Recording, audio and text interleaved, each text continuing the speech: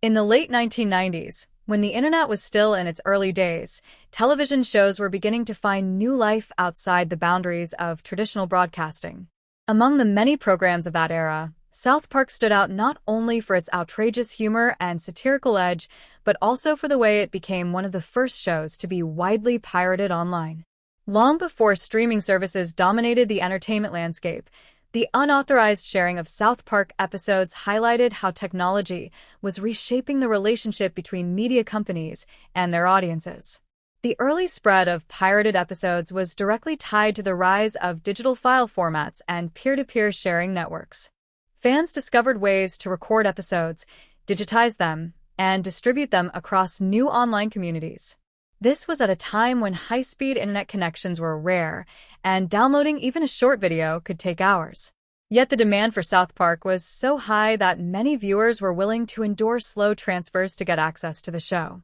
It became a symbol of how television content could travel globally in ways that were entirely outside the control of cable networks or production studios. The show's popularity among young audiences played a crucial role. South Park was irreverent, shocking, and often pushed the boundaries of acceptable television. Its humor resonated strongly with college students and early internet adopters, many of whom were already experimenting with file-sharing platforms. As a result, episodes of South Park quickly became staples on university servers and message boards. This underground distribution network helped the show build a devoted fan base that extended far beyond what its initial broadcast reach might have predicted. At first, the entertainment industry saw piracy as a threat that needed to be fought aggressively. Networks and rights holders were concerned about the potential loss of revenue and the lack of control over where and how their content was consumed. Lawsuits against file-sharing services like Napster soon became common, and media companies scrambled to understand how to respond. Yet, in the case of South Park, piracy paradoxically contributed to its growth. The widespread circulation of episodes online introduced the series to audiences who might never have seen it on cable. What was technically illegal ended up boosting its cultural impact. The show's creators, Trey Parker and Matt Stone, also took a different view than many of their industry peers.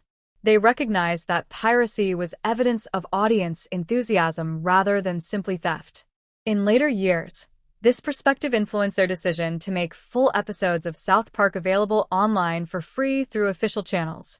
By doing so, they acknowledged the new realities of digital distribution and used them to their advantage.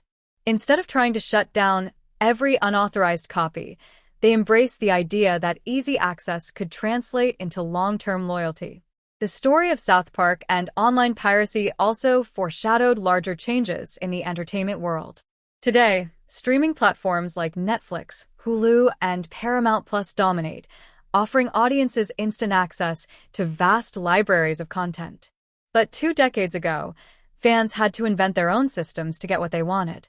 The pirating of South Park was one of the earliest examples of how audience demand could drive innovation, even if it operated outside official rules. It showed that people were willing to bend or break laws to consume media on their own terms, a lesson that reshaped how studios approached distribution in the years that followed. Culturally, the fact that South Park was at the center of this shift speaks to its role as more than just a television show. It became part of a broader story about the internet's power to disrupt traditional industries. Just as the series itself challenged social and political norms through satire, its journey in the digital space reflected the upheaval facing television in the information age.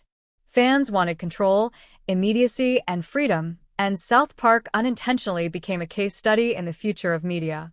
Looking back now, it is clear that piracy did not destroy South Park. Instead, it contributed to its longevity. The show remains one of the most successful animated series in television history, and its early run-ins with online distribution paved the way for new ways of thinking about how audiences engage with content. What began as a challenge to the old system ended up being part of the foundation for the streaming revolution.